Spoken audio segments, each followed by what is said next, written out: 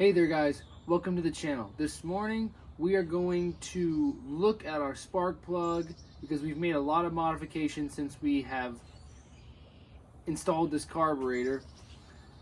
First things first, we probably put a high airflow air filter on here, as well as we just put a brand new exhaust on about a week ago. So what I'm going to do now is I'm going to pull the spark plug. We're going to check it out. In my opinion, I'm guessing it's going to be lean because when you start adding all these modifications, the motor becomes more efficient and you start flowing more air, making more power, all that good stuff. So we're going to pull the spark plug out, check it out, and if it needs adjusting, we're going to also get into the carburetor. Let's get this spark plug off and let's check it out. The spark plug is on the right side of the motor. This boot just pops right off. Make sure not to let this rest on the exhaust because you will burn right through it. So we're going to hang that off to the side here. My spark plug is an 18 millimeter. And obviously I got it on a ratchet. You can use a wrench if you can get a wrench in here as well. Stick it on there. It's got to be a deep socket and you just break it loose. Now I like to just pull this off here and then just zing it off by hand. Oh yeah, I'm running lean. Not dangerously lean. It's not too white, but the tip here, very white, hardly any black on there. A little bit of black, but hardly any. So I definitely need to go up at least one jet size on the carburetor, at least on the main jet. I might leave the idle alone. Maybe I'll adjust it. I need to see where I'm at. But yeah, so after pulling this out, we definitely need to put a little bit more fuel in it. So we're going to put this back in the bike, torque it down, make sure we don't lose this, and then we're going to get to pulling the carburetor off. So whenever you're starting this, it's a very delicate piece. You don't want to mess these threads up. So these threads in the motor here, you don't want to strip them. You don't want to do any damage to these at all. So what I like to do is start it by hand. All right, start it by hand. Goes in real easy.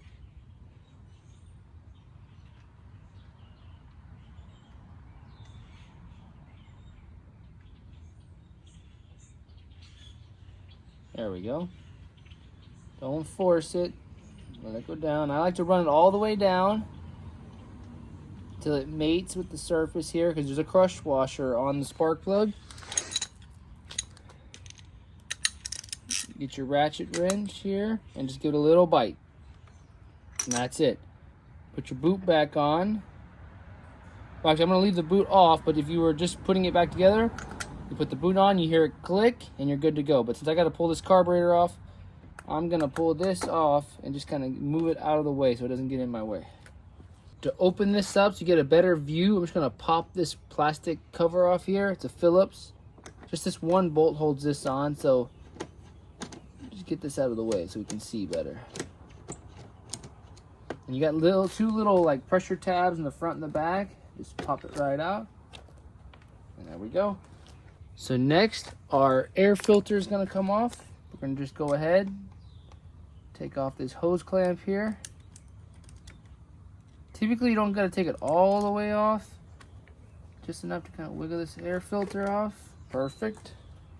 And last but not least, we have our intake manifold hose clamp here. And then again, this wiggles right off.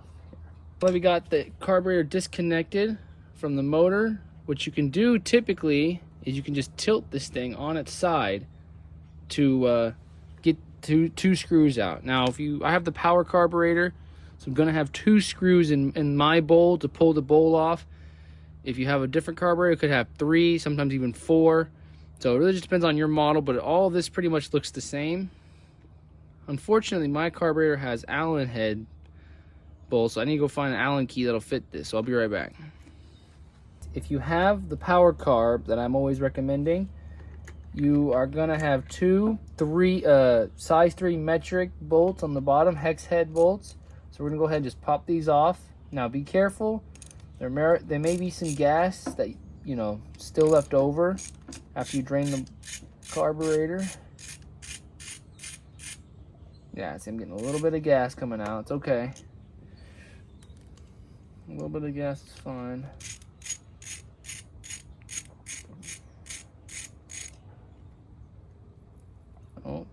be a lot of gas. Shoot. Go ahead and pull these bolts out.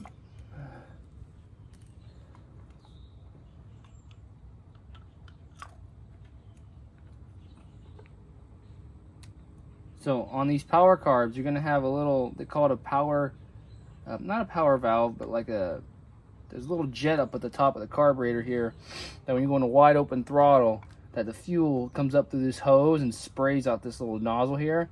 So you're gonna have to disconnect that, and now this bowl should just come right off.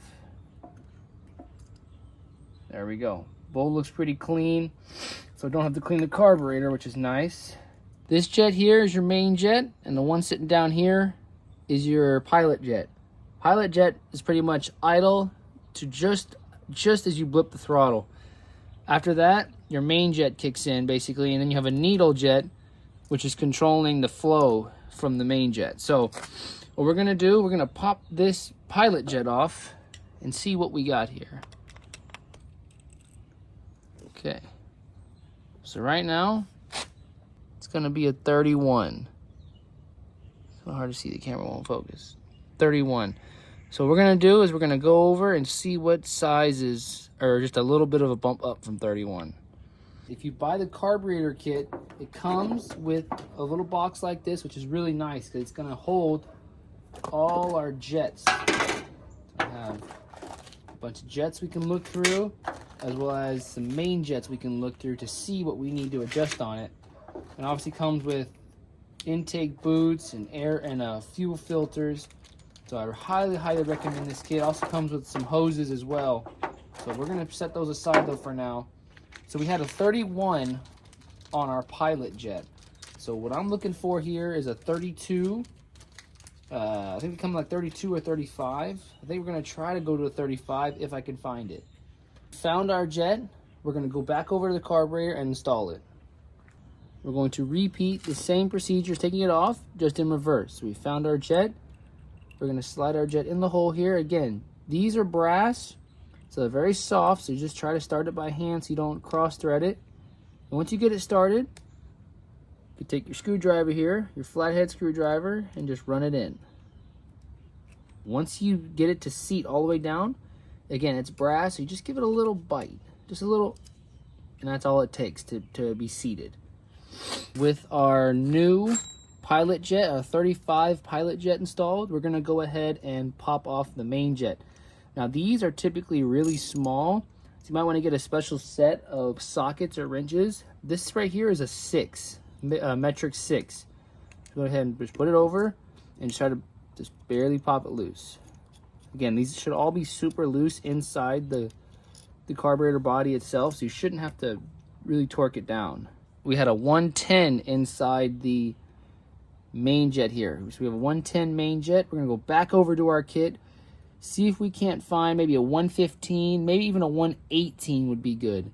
We only found a 115, but I got one more trick up my sleeve. I've been doing this for a couple years now, so I've got a spare box of carburetor main jets that look identical. So we're gonna go ahead and pop these open here. These do not come in the kit, but I'm gonna go ahead and pop this open, see if I can find a 118. I really wanna do a 118 on this bike, just with the extra airflow. Well, my bag of tricks did not work. The closest I saw was 120, but I'm gonna say that's a little bit too much of an adjustment. I'm gonna try to put the 115 in. I'm gonna drive that around for probably a couple hundred miles and just see how it runs, and then check the spark plug again. If it needs the 120, obviously I have so many of the 120s. Coming back over to the bike here. Again, tilt the carburetor on its side. We're doing our 115 main jet. Slide this main jet in nice and soft here. Once you have seated your main jet all the way down, you want to grab your wrench or your socket wrench here and just give it again just a little bite, and that's it. See, you don't gotta torque it all the way down. So with our main jet and our pilot jet installed, it's now time to put our bowl back on. On your carburetor bowl, you'll have a gasket here that goes all the way around. A gasket, but an O-ring. Check it, make sure there's not ripped or anything like that, because then you'll have carburetor leaks. The bowl looks very clean. So I ride this thing pretty much every day, so I didn't have time to get gummed up or anything. So since I'm riding it every day, it looks good. I can slap it back on. If I needed to, a lot of times the bowl will tell you if the carburetor is gummed up or not. But this one obviously looks good. So again, we're gonna go ahead, get our carburetor here, and just slide our carburetor bowl back on. Nice and easy. Now, while you're holding this here, get your screws started. Get your one screw, get your second screw here. Go ahead and just thread it down. Once those are seated, we're gonna go ahead and give it a little extra bite. Okay. Okay. So last thing on these carburetors, if you have these, you want to make sure that your kind of power valve, whatever you want to call it, the hose is hooked up, because it pulls vacuum and sucks fuel straight from the bowl. We are finished now, swapping the carburetor jets on this carburetor. Now let me go ahead and show you guys real quick on the air fuel idle mixture screw here. Now this is on the air inlet side, because the air filter sits here, engine sits on this side. So this is technically an air screw. You are letting more air in or taking it out. Let me figure out where I'm at. I haven't touched this carburetor in a few months, so I'm going to see where I'm at right now. So the way you tell where you're at is how many turns in until it seats all the way. So I am half, one, half, about 1 3/4. So we're going to go ahead and just match that again. So we're here, half, 1 1/2. So there we go. We're gonna go ahead and leave it there. It was running really good in that position. I might have to take it out another half turn since I added a bigger pilot jet, but I won't know until it's running and I get a good, get a good feel for it. Everything checked. Our jets, our air idle mixture screw here. We're gonna go ahead and slap this back on the bike. So I'm gonna go ahead and slide this in. Make sure this carburetor is seated all the way. And now we're gonna grab our flathead again. Here, I'm gonna bring you around. With our carburetor sitting inside the manifold, we're gonna go ahead and tighten this down here.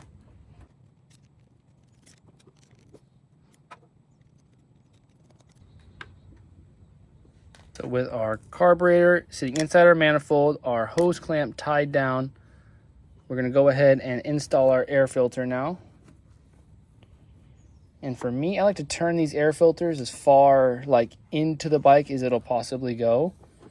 Just in case, whenever it rains, you don't want this thing getting just absolutely poured on in the rain. So now with this tied up, just make sure your air filter is seated all the way forward.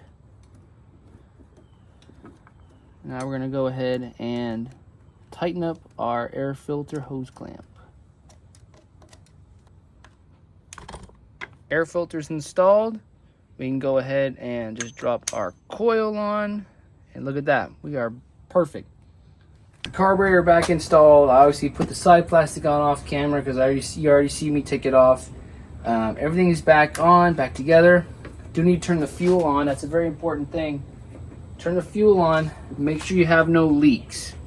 Right? Make sure you have no leaks. And now we're gonna go ahead. Once everything looks good, it's back together, you don't see anything just dripping on your motor, you can go ahead and try to start it.